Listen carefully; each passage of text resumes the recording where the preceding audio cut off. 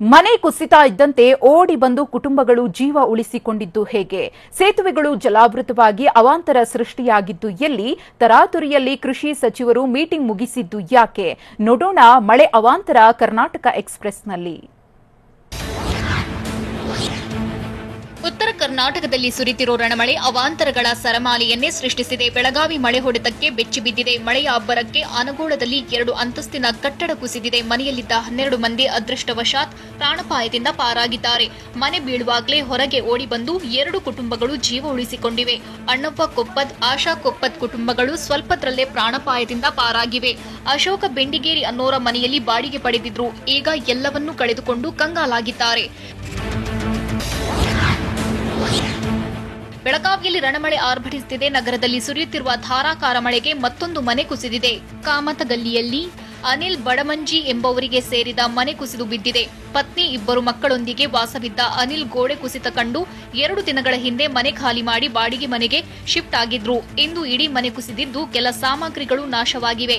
ತಕ್ಷಣ ಪರಿಹಾರ ನೀಡುವಂತೆ ಮನೆ ಕಳೆದುಕೊಂಡವರು ಆಗ್ರಹಿಸುತ್ತಿದ್ದಾರೆ. ಬೆಳಗಾವಿಯಲ್ಲಿ ಸುರಿತಿರೋ ಮಳೆಯಿಂದಾಗಿ ಹಳ್ಳಕೊಳ್ಳಗಳು ತುಂಬಿ ಹರಿಯುತ್ತಿವೆ. ಮೂಡಲಗಿ, ಗೋಕಾಕ್ ತಾಲೂಕಿನ ನದಿ ಪಾತ್ರದ ಜನರಲ್ಲಿ ಮತ್ತೆ ಪ್ರವಾಹ ಅಪ್ಪಳಿಸೋ ಆತಂಕ ಎದುರಾಗಿದೆ. ಮಾರ್ಕಂಡೇಯ ನದಿ, ಬಳ್ಳಾರಿ ನಾಲಾ, ಹಿರಣ್ಯಕೇಶಿ ನದಿ ಸೇರುವ ಘಟಪ್ರಭಾ ನದಿಯಲ್ಲಿ 17,000 ಕ್ಯೂಸೆಕ್ ನೀರು ಹೊರಬಿಡಲಾಗುತ್ತಿದೆ.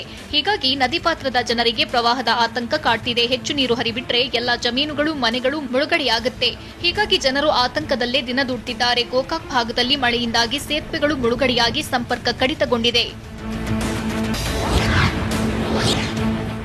ಬೆಳಗಾವಿ ಜಿಲ್ಲೆಯಲ್ಲಿ ಮಳೆ ಅಬ್ಬರದಿಂದ ಘಟಪ್ರಭಾ ನದಿಯಲ್ಲಿ ನೀರಿನ ಅಬ್ಬರ ಜೋರಾಗಿದೆ. ಮಳೆಯಿಂದಾಗಿ ಹಿರಣ್ಯಕೇಶಿ ನದಿ ಉಕ್ಕಿ ಹರಿಯುತ್ತಿದೆ. ಗೋಕಾಕ್ ಹಾಗೂ ಮೂಡಲಗಿ ತಾಲೂಕಿನ 5 ಸೇತುವೆಗಳು ಜಲಾವೃತಗೊಂಡಿವೆ. ಅವರಾಧಿ, ಮಹಲಿಂಗಪುರ, ಸುಣಧೋಳ, ಮೂಡಲಗಿ, ವಡೇರಹಟ್ಟಿ, ಉದಗಟ್ಟಿ, ಕಮಲದಿನ್ನಿ, ಹುಣಶ್ಯಾಳ, ಗೋಕಾಕ್, ಶಿಂಗಳಾಪುರ ಸಂಪರ್ಕ ಕಡಿತಗೊಂಡಿದೆ. 10ಕ್ಕೂ ಹೆಚ್ಚು ಗ್ರಾಮಗಳ ಸಂಪರ್ಕ ಕಡಿತಗೊಂಡಿದ್ದು ಗ್ರಾಮಸ್ಥರ ಪರದಾಟ ಹೇಳತೀರದಾಗಿದೆ. ಸೇತುವೆ ಜಲಾವೃತವಾಗಿರುವುದರಿಂದ ಪೊಲೀಸರು ಬ್ಯಾರಿಕೇಡ್ ಹಾಕಿ ಸಂಚಾರವನ್ನ ಬಂದ್ ಮಾಡಿದ್ದಾರೆ.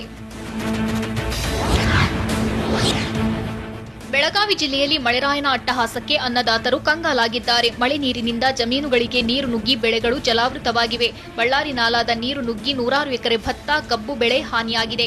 ಹಾನಿ ಕುರಿತಂತೆ ಟಿವಿ9ನಲ್ಲಿ ವರದಿ ಪ್ರಸಾರ ಮಾಡಿದ ಬಳಿಕ ಜಿಲ್ಲಾಧಿಕಾರಿ ನಿತೇಶ್ ಪಾಟೀಲ್ ಭೇಟಿ ನೀಡಿ ಪರಿಶೀಲನೆ ನಡೆಸಿದ್ರು. ಮ್ಯಾಪ್ ಜತೆಗೆ ಬಂದು ಅಧಿಕಾರಿಗಳ ಜತೆ ಚರ್ಚಿಸಿದ್ರು. ಬಳ್ಳಾರಿ ನಾಲಾ ನೀರು ಸರಾಗವಾಗಿ ಹರಿದು ಹೋಗುವ ವ್ಯವಸ್ಥೆ ಮಾಡಲು ಜಿಲ್ಲಾಡಳಿತ ಮುಂದಾಗಿದೆ. ಭಾರಿ ಮಳೆಯಾಗ್ತಿರೋದ್ರಿಂದ ತುಂಗಭದ್ರಾ ಜಲಾಶಯ ಸಂಪೂರ್ಣ ಭರ್ತಿಯಾಗಿದೆ. ಹೀಗಾಗಿ ಕೊಪ್ಪಳ ಜಿಲ್ಲೆಯ ಗಂಗಾವತಿ ತಾಲೂಕಿನ ಚಿಕ್ಕಜಂತಗಲ್ ಕಂಪ್ಲಿ ಸೇತುವೆ ಮುಳುಗಡೆಯಾಗಿದೆ. ಗಂಗಾವತಿಯಿಂದ ಬಳ್ಳಾರಿ ಜಿಲ್ಲೆಯ ಸಂಪರ್ಕ ಕಲ್ಪಿಸುವ ಸೇತುವೆ ಇದಾಗಿದ್ದು ನದಿ ಅಬ್ಬರದಿಂದ ಸೇತುವೆ ಮುಳುಗಡೆಯಾಗಿದೆ. ಸದ್ಯ ತುಂಗಭದ್ರಾ ಜಲಾಶಯದಿಂದ 1,20,000 ಕ್ಯೂಸೆಕ್ ನೀರು ಬಿಡುಗಡೆ ಮಾಡಲಾಗಿದೆ. ಇದರಿಂದಾಗಿ ಸೇತುವೆ ಮೇಲೆ ವಾಹನ ಸಂಚಾರಕ್ಕೆ ನಿರ್ಬಂಧ ಹೇರಲಾಗಿದೆ. ಪ್ರಮುಖ ರಸ್ತೆಗೆ ಬ್ಯಾರಿಕೇಡ್ ಹಾಕಿ ಪೊಲೀಸರು ಅಲರ್ಟ್ ಆಗಿದ್ದಾರೆ. ಕೃಷಿ ಸಚಿವರು ಕಾಣೆಯಾಗಿದ್ದಾರೆ ಅಂತ ಕಾಂಗ್ರೆಸ್ ಆರೋಪಿಸುತ್ತಿರೋ ಮಧ್ಯೆಯೇ ಧಾರವಾಡದಲ್ಲಿ ತರಾತುರಿಯಲ್ಲಿ ಸಚಿವ ಬಿಸಿ ಪಾಟೀಲ್ ಮಳೆಹಾನಿ ಪ್ರದೇಶಗಳ ಪರಿಶೀಲನೆ ನಡೆಸಿದ್ರು. ಬಳಿಕ ಧಾರವಾಡದ ಜಿಲ್ಲಾಧಿಕಾರಿ ಕಚೇರಿಯಲ್ಲಿ 20 ನಿಮಿಷದಲ್ಲೇ ಸಭೆ ಮುಗಿಸಿ ತೆರಳಿದ್ರು. ಅವಸರದಲ್ಲೇ ಸಭೆ ಮುಗಿಸಿ ಹೊರಟರು. ಮಳೆಹಾನಿ ಕುರಿತಂತೆ ಸಮಗ್ರ ಮಾಹಿತಿ ಪಡೆಯಬೇಕಿದ್ದ ಸಚಿವರು ತರಾತುರಿಯಲ್ಲೇ ಮೀಟಿಂಗ್ ಮಾಡಿ ಹೊರಟರು. ಶಿವಮೊಗ್ಗದಲ್ಲಿ ಮಳೆ ಅವಾಂತರ ಜನಜೀವನವನ್ನ ನಲುಗುವಂತೆ ಮಾಡಿದೆ. ಮನೆಯ ಗೋಡೆ ಕುಸಿದು 4 ಗಂಭೀರವಾಗಿ ಗಾಯಗೊಂಡಿದ್ದಾರೆ. ಗಾಯಾಳುಗಳನ್ನು ಆಸ್ಪತ್ರೆಗೆ ದಾಖಲಿಸಿ ಚಿಕಿತ್ಸೆ ಕೊಡಿಸಲಾಗುತ್ತಿದೆ. ಶಿವಮೊಗ್ಗ ತಾಲೂಕಿನ ಆಗಸವಳ್ಳಿ ಸಮೀಪದ ಗೌಳಿ ನಗರದಲ್ಲಿ ಘಟನೆ ನಡೆದಿದ್ದು ಬೆಳಗಿನ ಜಾವ ಎಲ್ಲರೂ ಮಲಗಿದ್ದ ವೇಳೆಯೇ ಗೋಡೆ ಕುಸಿದಿದೆ. 55 ವರ್ಷದ ಬಿಬಿಜಾನ್, 6 ವರ್ಷದ ಸಾದಿಕ್, 7 ವರ್ಷದ ಉಮರ್ ಹಾಗೂ ಅಬ್ದುಲ್ ಅನ್ನೋರಿಗೆ ಗಾಯವಾಗಿದ್ದು ಶಿವಮೊಗ್ಗದ ಮೆಗ್ಗಾನ್ ಆಸ್ಪತ್ರೆಯಲ್ಲಿ ಚಿಕಿತ್ಸೆ ನೀಡಲಾಗುತ್ತಿದೆ.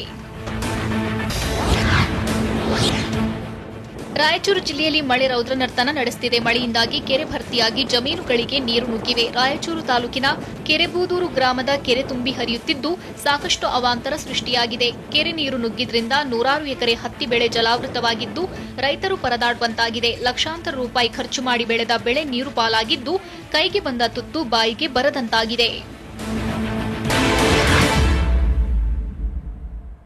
ಮನೆಗೋಡೆ ಕುಸಿದು ಮಹಿಳೆ ಸಾವನ್ನಪ್ಪಿದ್ದು ಎಲ್ಲಿ? ತುಂಬಿದ ಜಲಾಶಯಗಳು ನದಿ ಪಾತ್ರದ ಜನರಿಗೆ ಎಚ್ಚರಿಕೆ ಕೊಟ್ಟಿದ್ದು ಯಾಕೆ?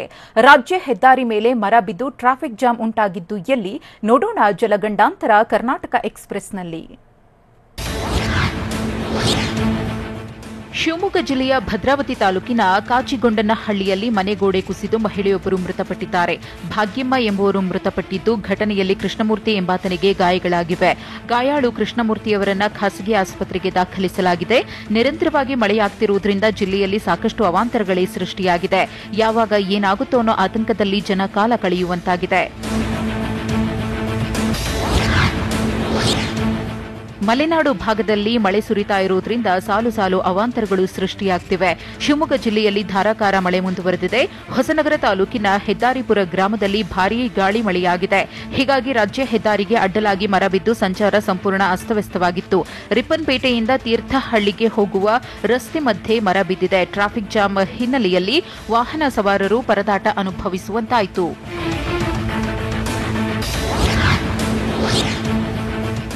ಹಾಸನ ಜಿಲ್ಲೆಯಲ್ಲಿ ಮಳೆ ಆರ್ಭಟ ಮುಂದುವರೆದಿದೆ. ಭಾರೀ ಮಳೆಗೆ ಆಲೂರು ತಾಲೂಕಿನ ಹಾಡ್ಯ ಗ್ರಾಮದಲ್ಲಿ ಮನೆ ಕುಸಿದು ಬಿದ್ದಿದೆ. ಹಾಡ್ಯದ ದೇವಮ್ಮ ಎಂಬುವರ ವಾಸದ ಮನೆ ಕುಸಿದು ಹೋಗಿದ್ದು, ಮನೆಯೊಳಗೆ ಮಲಗಿದ್ದ ತಾಯಿ ಮಕ್ಕಳು ಅದೃಷ್ಟವಶಾತ್ ಪ್ರಾಣಾಪಾಯದಿಂದ ಪಾರಾಗಿದ್ದಾರೆ. 2 ಮಕ್ಕಳ ಜೊತೆ ಮನೆಯಲ್ಲಿ ಮಲಗಿದ್ದ ತಾಯಿ ಮನೆ ಮೇಲ್ಛಾವಣಿ ಕುಸಿಯುವ ವೇಳೆ ಮನೆಯಿಂದ ಹೊರಗೆ ಓಡಿ ಬಂದು ಬಚಾವಾಗಿದ್ದಾರೆ. ಸಂಪೂರ್ಣ ಮನೆ ಹಾನಿಯಾಗಿದ್ದರಿಂದ ಬೇರೆಯವರ ಮನೆಯಲ್ಲಿ ಸಂತ್ರಸ್ತ ಕುಟುಂಬಸ್ಥರು ಆಶ್ರಯ ಪಡೆದಿದ್ದಾರೆ. ಸರ್ಕಾರ ಅಗತ್ಯ ನೆರವು ನೀಡುವಂತೆ ಮನೆ ಕಳೆದುಕೊಂಡ ಮಹಿಳೆ ಮನವಿ ಮಾಡಿದ್ದಾರೆ. ಹಾಸನ ಜಿಲ್ಲೆಯಲ್ಲೂ ಮಳೆ ಅಬ್ಬರಿಸಿ ಬೊಬ್ಬಿರಿಯುತ್ತಿದೆ. ಮಳೆಯಿಂದಾಗಿ ಶ್ರೀರಾಮ ದೇವರಕಟ್ಟೆ ಮಿನಿ ಜಲಾಶಯ ತುಂಬಿ ಹರಿಯುತ್ತಿದೆ. ಹೊಳೆನರಸೀಪುರ ತಾಲೂಕಿನಲ್ಲಿರುವ ಶ್ರೀರಾಮ ದೇವರಕಟ್ಟೆ ಮಿನಿ ಡ್ಯಾಂನಲ್ಲಿ ನೀರಿನ ಹರಿವು ಹೆಚ್ಚಾಗಿದ್ದರಿಂದ 18 ಕ್ರಸ್ಟ್ ಗೇಟ್ಗಳ ಮೂಲಕ ನೀರನ್ನು ಹೊರಬಿಡಲಾಗಿದೆ. 3 ವರ್ಷಗಳ ಹಿಂದೆ ಈ ಮಿನಿ ಡ್ಯಾಂನ ಮೇಲ್ದರ್ಜೆಗೆ ಏರಿಸಲಾಗಿತ್ತು. ಸದ್ಯ ಭಾರೀ ಮಳೆಯಿಂದಾಗಿ ಈಗ ಶ್ರೀರಾಮ ದೇವರಕಟ್ಟೆ ಮಿನಿ ಡ್ಯಾಂ ಭರ್ತಿಯಾಗಿದೆ. ಚಿಕ್ಕಮಗಳೂರು ಭಾಗದಲ್ಲಿ ಭಾರೀ ಮಳೆಯ ಹಿನ್ನೆಲೆಯಲ್ಲಿ ವೇದಾವತಿ ನದಿ ತುಂಬಿ ಹರಿಯುತ್ತಿದೆ. ಹೀಗಾಗಿ ಚಿತ್ರದುರ್ಗದ ವಾಣಿವಿಲಾಸ ಸಾಗರ ಜಲಾಶಯ ಬಹುತೇಕ ಭರ್ತಿಯಾಗಿದೆ. ಹಿರಿಯೂರು ತಾಲೂಕಿನ ವಾಣಿವಿಲಾಸ ಜಲಾಶಯದಲ್ಲಿ ಮೊದಲ ಬಾರಿಗೆ ಅತಿ ಹೆಚ್ಚು ನೀರು ಸಂಗ್ರಹವಾಗಿದೆ. ಜಲಾಶಯ ತುಂಬಿ ಹರಿಯೋಕೆ 4 ಅಡಿಗಳಷ್ಟು ಮಾತ್ರ ಬಾಕಿ ಉಳಿದಿದೆ. ಬಯಲು ಸೀಮೆಯ ಡ್ಯಾಂ ಬಹುತೇಕ ತುಂಬಿ ಹೋಗಿರುವುದರಿಂದ ಚಿತ್ರದುರ್ಗ ಭಾಗದ ಜನರಲ್ಲಿ ಸಂತಸ ಮನೆ ಮಾಡಿದೆ. ಉತ್ತರ ಕನ್ನಡ ಜಿಲ್ಲೆಯಲ್ಲಿ ಮಳೆ ಅವಾಂತರ ಮುಂದುವರೆದಿದೆ. ಜಿಲ್ಲೆಯಲ್ಲಿ ಸುರಿತಾ ಇರುವ ಮಳೆಗೆ ಒಂದರ ಮೇಲೊಂದು ಅವಾಂತರಗಳು ಸೃಷ್ಟಿಯಾಗುತ್ತಿವೆ. ಬಿರುಗಾಳಿ ಸಹಿತ ಮಳೆಗೆ ಬೃಹತ್ ಮರವೊಂದು ಧರಶಾಹಿಯಾಗಿದೆ. ಶಿರಸಿ ಹೊಸನಗರ ರಾಜ್ಯ ಹೆದ್ದಾರಿಗೆ ಅಡ್ಡಲಾಗಿ ಮರ ಉರುಳಿದ ಪರಿಣಾಮ ಕೆಲಕಾಲ ಸಂಚಾರ ಅಸ್ತವ್ಯಸ್ತಗೊಂಡಿತ್ತು. ಬನವಾಸಿ ಪಟ್ಟಣದ ರಾಜ್ಯ ಹೆದ್ದಾರಿ ಮೇಲೆ ಮರ ಬಿದ್ದಿದ್ದರಿಂದ ಟ್ರಾಫಿಕ್ ಜಾಮ್ ಉಂಟಾಗಿತ್ತು. ಸ್ಥಳಕ್ಕೆ ಅರಣ್ಯ ಸಿಬ್ಬಂದಿ ಮತ್ತು ಪೊಲೀಸರು ಭೇಟಿ ನೀಡಿ ಪರಿಶೀಲನೆ ನಡೆಸಿದರು. ಬಳಿಕ ಮರವನ್ನು ತೆರವುಗೊಳಿಸುವ ಕಾರ್ಯಾಚರಣೆ ನಡೆಸಲಾಯಿತು. ಚಿಕ್ಕಮಗಳೂರಿನಲ್ಲಿ ಮಳೆ ಅಬ್ಬರ ಜೋರಾಗಿದೆ. ಕಡೂರು ತಾಲೂಕಿನ ಸಖರಾಯ ಪಟ್ಟಣದಲ್ಲಿ ಕಾರು ಸಮೇತ ಕೊಚ್ಚಿ ಹೋಗುತ್ತಿದ್ದವರು ಪವಾಡ ಸದೃಶ ರೀತಿಯಲ್ಲಿ ಪಾರಾಗಿದ್ದಾರೆ. ರಸ್ತೆ ಮೇಲೆ 5 ಅಡಿಗೂ ಹೆಚ್ಚು ನೀರು ಹರಿತಾ ಇತ್ತು. ಆದರೂ ದುಸ್ಸಾಹಸ ಮಾಡಿ ಕಾರು ಚಲಾಯಿಸಿದ್ರು. ಆದರೆ ನೀರಿನ ರಭಸಕ್ಕೆ ಕಾರು ಸಮೇತ ಕೊಚ್ಚಿ ಹೋಗ್ತಾ ಇತ್ತು. ಇದನ್ನು ಕಂಡ ಸ್ಥಳೀಯರು ಕಾರಿನ ಗ್ಲಾಸ್ ಒಡೆದು ಹಗ್ಗ ಕಟ್ಟಿ ಜೆಸಿಬಿ ಮೂಲಕ ಇಬ್ಬರನ್ನ ರಕ್ಷಣೆ ಮಾಡಿದ್ರು. ಸ್ಥಳೀಯರ ಸಮಯ ಪ್ರಜ್ಞೆಯಿಂದ ಇಬ್ಬರ ಜೀವ ಉಳಿದಿದೆ. ಚಿಕ್ಕಮಗಳೂರಿನಲ್ಲಿ ಸುರಿತಾ ಇರುವ ರಕ್ಕಸ ಮಳೆ ಎಲ್ಲವನ್ನೂ ನಾಶ ಮಾಡುತ್ತಿದೆ. ಚಿಕ್ಕಮಗಳೂರು ತಾಲೂಕಿನ ಹುಣಸೆಹಳ್ಳಿ ಬಳಿಯ ತುಂಬಳ್ಳಿಪುರ ಗ್ರಾಮದಲ್ಲಿ ಗುಡ್ಡ ಕುಸಿದು ಕಾಫಿ ತೋಟಕ್ಕೆ ಹಾನಿಯಾಗಿದೆ.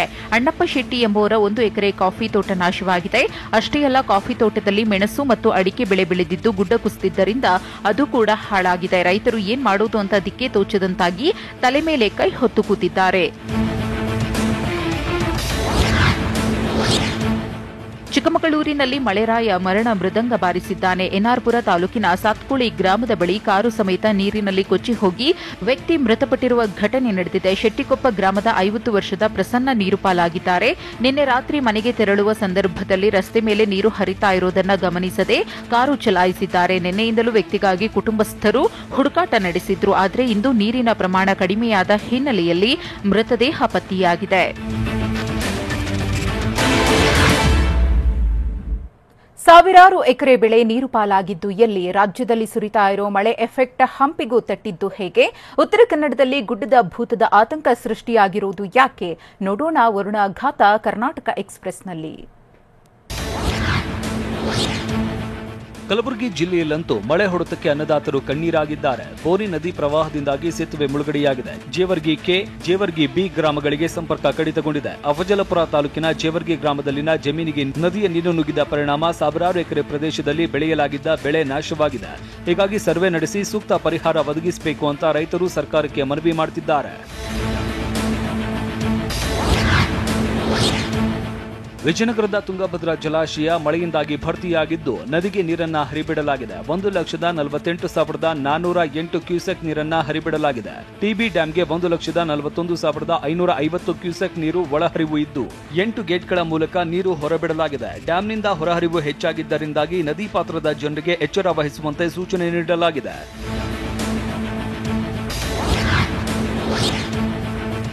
ಮಳೆ ಆರ್ಭಟಕ್ಕೆ ಜಲಾಶಯಗಳು ತುಂಬಿವೆ. ವಿಜಯಪುರದಲ್ಲಿ ಕೃಷ್ಣಾ ನದಿ ಅಚ್ಚುಕಟ್ಟು ಪ್ರದೇಶದಲ್ಲಿ ಮತ್ತೆ ಮಳೆಯಾಗ್ತಿರೋದ್ರಿಂದಾಗಿ ಕೃಷ್ಣಾ ನದಿ ಒಳಹರಿವಿನಲ್ಲಿ ಹೆಚ್ಚಳವಾಗಿದೆ. ಇದರಿಂದಾಗಿ ಆಲಮಟ್ಟಿಯ ಲಾಲ್ ಬಹದ್ದೂರ್ ಶಾಸ್ತ್ರಿ ಜಲಾಶಯದಿಂದ ಹೆಚ್ಚಿನ ನೀರು ಬಿಡುಗಡೆ ಮಾಡುವ ಸಾಧ್ಯತೆ ಇದೆ.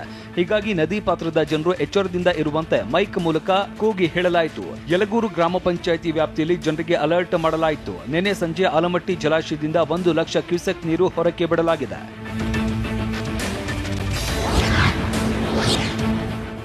ರಾಜ್ಯದಲ್ಲಿ ಸುರಿತಾ ಇರುವ ಮಳೆ ಎಫೆಕ್ಟ್ ಹಂಪಿಗೂ ತಟ್ಟಿದೆ. ತುಂಗಭದ್ರಾ ಜಲಾಶಯದಿಂದ ಅಪಾರ ಪ್ರಮಾಣದ ನೀರು ಬಿಡುಗಡೆ ಮಾಡಿದ್ರಿಂದ ವಿಶ್ವವಿಖ್ಯಾತ ಹಂಪಿಗೆ ಜಲಕಂಟಕ ಎದುರಾಗಿದೆ. ಹಂಪಿಯ ಕೋದಂಡರಾಮ ದೇವಸ್ಥಾನಕ್ಕೆ ಜಲ ದಿಗ್ಬಂಧನ ವಿಧಿಸಲಾಗಿದೆ. ದೇವಸ್ಥಾನದ ಮೆಟ್ಟಿಲುಗಳು ನೀರಿನಿಂದ ಮುಳುಗಡೆಯಾಗಿದ್ದು ದೇಗುಲ ಮುಂಭಾಗದ ಅರಳಿ ಕಟ್ಟಿಯೂ ಮುಳುಗಡೆಯಾಗಿದೆ. ದೇವಸ್ಥಾನದ ಒಳಗಡೆ ಹಾಗೂ ದೇವಸ್ಥಾನದ ಪಕ್ಕದಲ್ಲಿರುವ ಹೋಟೆಲ್ಗೂ ನೀರು ನುಗ್ಗಿದೆ. ದೇವಸ್ಥಾನ ಜಲಾವೃತವಾಗಿದ್ರೂ ದರ್ಶನಕ್ಕಾಗಿ ಭಕ್ತರು ಆಗಮಿಸ್ತಾ ಇದ್ದಾರೆ. ಉತ್ತರ ಕನ್ನಡ ಜಿಲ್ಲೆಯಲ್ಲಿ ಮಳೆ ಕ್ಷಣಕ್ಕೂ ಆತಂಕವನ್ನ ಹೆಚ್ಚಿಸಿದೆ. ಅಣಶಿ ಘಾಟ್ನಲ್ಲಿ ಮತ್ತೆ ಗುಡ್ಡ ಕುಸಿತ ಉಂಟಾಗಿದೆ. ಜೊಯ್ಡಾ ತಾಲೂಕಿನ ಅಣಶಿ ಘಾಟ್ನ ರಾಷ್ಟ್ರೀಯ ಹೆದ್ದಾರಿ 32ರಲ್ಲಿ ಗುಡ್ಡ ಕುಸಿತವಾಗಿದೆ. ಹೀಗಾಗಿ ಹೆದ್ದಾರಿಯಲ್ಲಿ ಕೆಲಕಾಲ ಟ್ರಾಫಿಕ್ ಜಾಮ್ ಉಂಟಾಗಿತ್ತು. ಗುಡ್ಡ ಕುಸಿತ ಹಿನ್ನೆಲೆಯಲ್ಲಿ ವಾಹನ ಸವಾರರು ತೀವ್ರ ಪರದಾಟ ನಡೆಸಬೇಕಾಯಿತು. ಹೀಗಾಗಿ ಕೂಡಲೇ ಕಾರ್ಯಪ್ರವೃತ್ತಗೊಂಡ ಸ್ಥಳೀಯ ಆಡಳಿತ ರಸ್ತೆಯಲ್ಲಿ ಬಿದ್ದಿದ್ದ ಮಣ್ಣನ್ನ ತೆರವು ಮಾಡಿ ಸಂಚಾರಕ್ಕೆ ಅನುವು ಮಾಡಿಕೊಟ್ರು.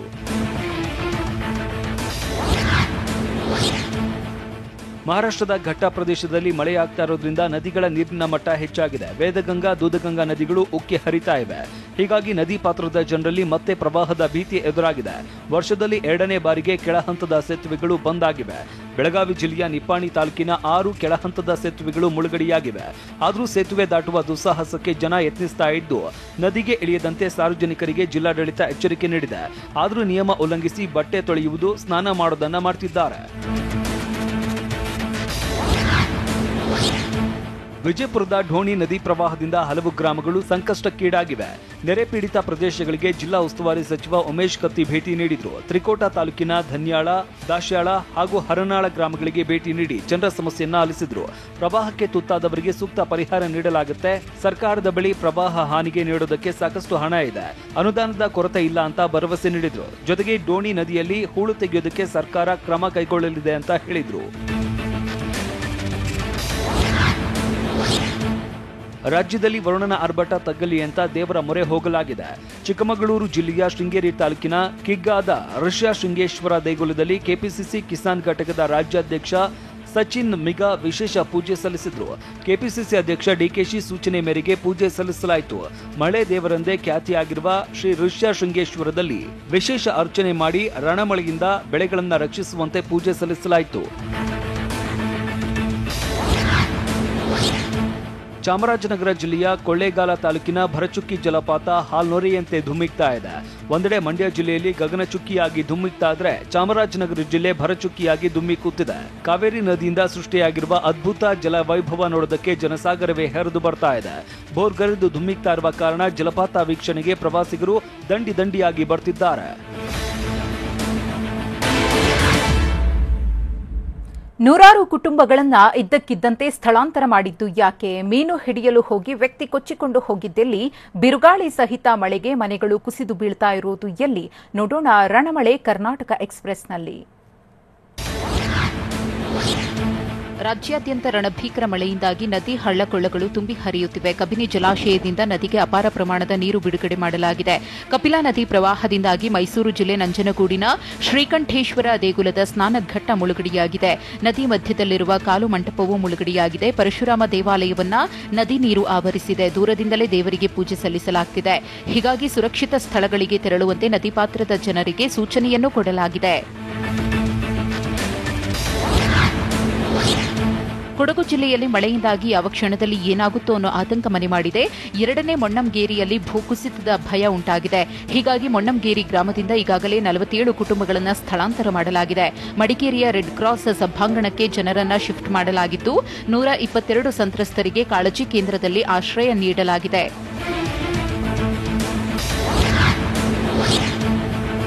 ಚಿಕ್ಕಮಗಳೂರಿನ ಮಲೆನಾಡು ಭಾಗದಲ್ಲಿ ಧಾರಾಕಾರ ಮಳೆಯಿಂದಾಗಿ ಹೇಮಾವತಿ ನದಿ ಉಕ್ಕಿ ಹರಿಯುತ್ತಿದೆ. ಹೀಗಾಗಿ ಚಿಕ್ಕಮಗಳೂರಿನ ಮೂಡಿಗೆರೆಯ ಹಲವು ಗ್ರಾಮಗಳಲ್ಲಿ ಗದ್ದೆಗಳು ಜಲಾವೃತಗೊಂಡಿವೆ. ಹೊಸಕೆರೆ, ಬೈರಾಪುರ ಸೇರಿದಂತೆ ಹಲವು ಗ್ರಾಮಗಳ ಗದ್ದೆಗಳಿಗೆ ನೀರು ನುಗ್ಗಿದೆ.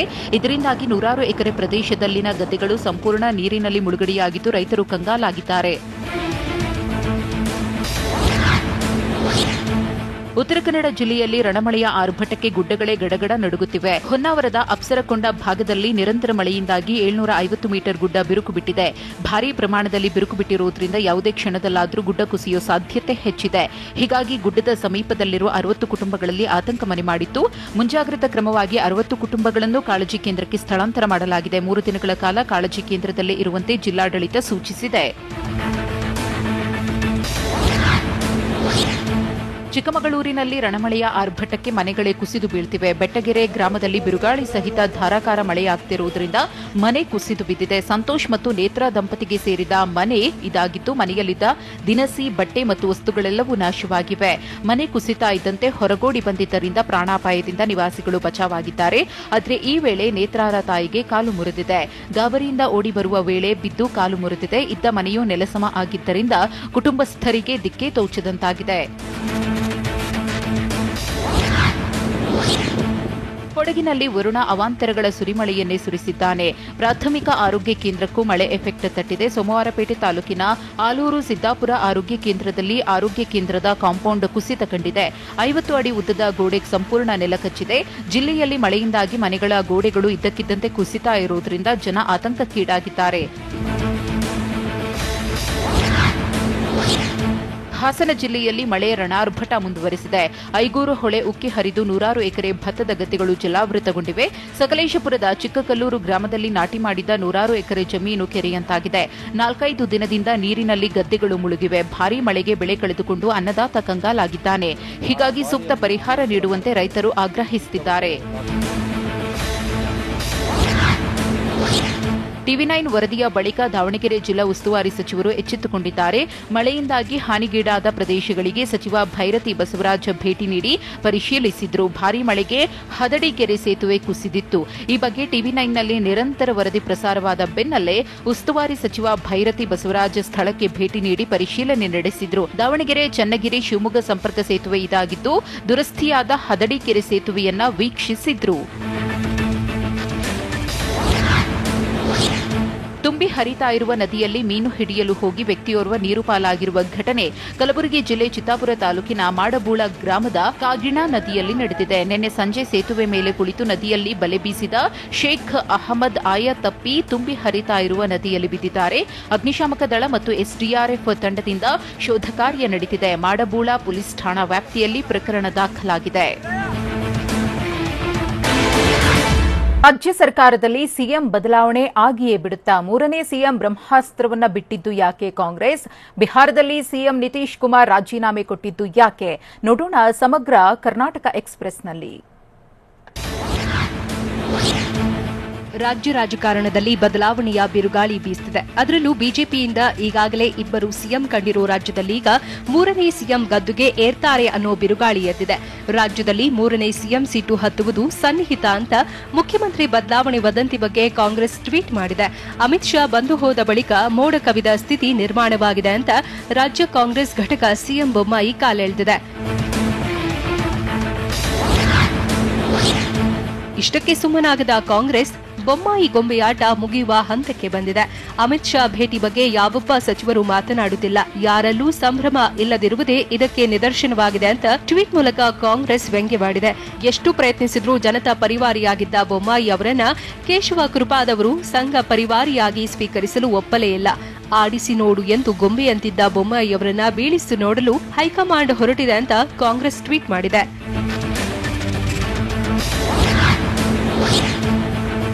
ಸಿಎಂ ಬದಲಾವಣೆ ಮಾತಿನ ಬೆನ್ನಲ್ಲೇ ಮಾಜಿ ಶಾಸಕರೊಬ್ಬರು ಮತ್ತೊಂದು ಬಾಂಬ್ ಸಿಡಿಸಿದ್ದಾರೆ. ಅಧಿಕಾರ ಹಿಡಿಯಲು ಕೆಲ ಬದಲಾವಣೆಗಳು ಆಗಬಹುದು, ಆಗಸ್ಟ್ 15ರೊಳಗೆ ಎಲ್ಲವೂ ಬದಲಾಗಬಹುದು ಅಂತ ತುಮಕೂರಿನಲ್ಲಿ ಮಾಜಿ ಶಾಸಕ ಸುರೇಶ್ ಗೌಡ ಸ್ಫೋಟಕ ಹೇಳಿಕೆ ನೀಡಿದ್ದಾರೆ. ಶೋಭಾ ಕರಂದ್ಲಾಜೆ ಸಿಎಂ ಆಗ್ತಾರೆ ಅನ್ನೋದು ಗೊತ್ತಿಲ್ಲ, ಶೋಭಾ ಕರಂದ್ಲಾಜೆ ಮುಖ್ಯಮಂತ್ರಿಯಾದ್ರೆ ಸಂತೋಷ ಅಂದ್ರು. ಅಷ್ಟೇ ಅಲ್ಲ, ಬಸವರಾಜ ಬೊಮ್ಮಾಯಿ ಒಳ್ಳಿಗ ಕೆಲಸ ಮಾಡ್ತಿದ್ದಾರೆ, ಪಕ್ಷ ಕೈಗೊಳ್ಳುವ ನಿರ್ಧಾರಕ್ಕೆ ನಾವೆಲ್ಲರೂ ಬದ್ಧರಾಗಿದ್ದೇವೆ ಅಂತ ಸುರೇಶ್ ಗೌಡ ತಿಳಿಸಿದ್ರು. ಇನ್ನು ಕಾಂಗ್ರೆಸ್ ಸಿಎಂ ಬದಲಾವಣೆಯ ಅಸ್ತ್ರಕ್ಕೆ ಸಚಿವರು ಟಾಂಗ್ ಕೊಟ್ಟಿದ್ದಾರೆ. ಕಾಂಗ್ರೆಸ್ ಆಳ್ವಿಕೆಯಲ್ಲಿ ಸಿಎಂ ಎಂದರೆ ಚೀಟಿ ಮಿನಿಸ್ಟರ್ ಅಂತ ಕಾಂಗ್ರೆಸ್ ಟ್ವೀಟ್ಗೆ ಸಚಿವ ಡಾಕ್ಟರ್ ಕೆ ಸುಧಾಕರ್ ಟಾಂಗ್ ಕೊಟ್ಟಿದ್ದಾರೆ. ದಿಲ್ಲಿ ಪೋಸ್ಟ್ ಮ್ಯಾನ್ಗಳು ಕಳಿಸಿದ್ದ ಚೀಟಿ ಆಧಾರದಲ್ಲಿ ಸಿಎಂ ಬದಲಿಸಿದ ಲೆಕ್ಕ ಕೊಡಬೇಕೆ ಅಂತ ಪ್ರಶ್ನಿಸಿದ್ದಾರೆ. ಅಷ್ಟೇ ಅಲ್ಲ, ಸಿಎಂ ಬದಲಾವಣೆ ಎಂಬುದು ಕಾಂಗ್ರೆಸ್ ಕಾಣ್ತಿರುವ ಕನಸು. ಬೊಮ್ಮಾಯಿ ಅವರ ದಕ್ಷ ನಾಯಕತ್ವದಲ್ಲಿ ಸರ್ಕಾರ ಸುಭದ್ರವಾಗಿದೆ. ಆದರೆ ಕಾಂಗ್ರೆಸ್ನ ಡಬಲ್ ಡೋರ್ ಬಸ್ನಿಂದ ಯಾರನ್ನ ಕೆಳಗಿಳಿಸುತ್ತಾರೆ ಅನ್ನೋದು ಸದ್ಯದಲ್ಲೇ ಗೊತ್ತಾಗುತ್ತೆ ಅಂತ ಸಚಿವ ಸುಧಾಕರ್ ತಿರುಗೇಟು ಕೊಟ್ರು. ಇನ್ನು ಶಾಸಕ ರೇಣುಕಾಚಾರ್ಯ ಕೂಡ ಸಿಎಂ ಪರ ಬ್ಯಾಟ್ ಬೀಸಿದ್ದಾರೆ. ಸೂರ್ಯ ಚಂದ್ರರು ಇರೋದು ಎಷ್ಟು ಸತ್ಯವೋ ಬಸವರಾಜ ಬೊಮ್ಮಾಯಿ ಸಿಎಂ ಆಗಿ ಮುಂದುವರಿಯುವುದು ಅಷ್ಟೇ ಸತ್ಯ. ಮುಖ್ಯಮಂತ್ರಿಗಳ ಬದಲಾವಣೆ ಬರೀ ಗಾಳಿ ಸುದ್ದಿ ಅಷ್ಟೇ ಅಂತ ದಾವಣಗೆರೆಯಲ್ಲಿ ರೇಣುಕಾಚಾರ್ಯ ಹೇಳಿದ್ರು. ಕಾಂಗ್ರೆಸ್ನವರು ತಮ್ಮಲ್ಲಿರೋ ಭಿನ್ನಮತವನ್ನ ಮುಚ್ಚಿಕೊಳ್ಳಲು ಟ್ವೀಟ್ ಮಾಡಿದ್ದಾರೆ. ಕೈ ನಾಯಕರಲ್ಲೇ ಹೊಂದಾಣಿಕೆ ಇಲ್ಲ, ಹಾಗಾಗಿ ಈ ರೀತಿಯ ಮಾತುಗಳನ್ನಾಡ್ತಿದ್ದಾರೆ ಅಂತ ಆಕ್ರೋಶ ವ್ಯಕ್ತಪಡಿಸಿದ್ರು. ಬಿಹಾರದಲ್ಲಿ ರಾಜಕೀಯದಲ್ಲಿ ಭಾರಿ ಬೆಳವಣಿಗೆ ಆಗಿದೆ. ದಿಢೀರನೆ ಬಿಹಾರ ಸಿಎಂ ಸ್ಥಾನಕ್ಕೆ ನಿತೀಶ್ ಕುಮಾರ್ ರಾಜೀನಾಮೆ ಸಲ್ಲಿಸಿದ್ದಾರೆ. ಬಿಹಾರ ರಾಜ್ಯದಲ್ಲಿ ಜೆಡಿಯು ಬಿಜೆಪಿ ಮೈತ್ರಿ ಸರ್ಕಾರ ಪತನಗೊಂಡಿದ್ದು, ರಾಜ್ಯಪಾಲರಾದ ಫಾಗು ಚೌಹಾಣ್ಗೆ ರಾಜೀನಾಮೆ ಪತ್ರವನ್ನ ನಿತೀಶ್ ಸಲ್ಲಿಸಿದ್ದಾರೆ. ಅಷ್ಟೇ ಅಲ್ಲದೆ ಹೊಸದಾಗಿ ಸರ್ಕಾರ ರಚನೆಗೆ ಅವಕಾಶ ನೀಡುವಂತೆ ಮನವಿ ಮಾಡಿದ್ದಾರೆ. ಜೆಡಿಯು ಆರ್ಜೆಡಿ ಮೈತ್ರಿ ಸರ್ಕಾರ ರಚನೆಗೆ ನಿತೀಶ್ ಕುಮಾರ್ ಮನವಿ ಸಲ್ಲಿಸಿದ್ದಾರೆ. ಬಿಹಾರ ಸಿಎಂ ಸ್ಥಾನಕ್ಕೆ ರಾಜೀನಾಮೆ ಸಲ್ಲಿಸಿದ ಬಳಿಕ ನಿತೀಶ್ ಕುಮಾರ್ ಹೊಸ ಸರ್ಕಾರ ರಚನೆಗೆ ಮುಂದಾಗಿದ್ದಾರೆ.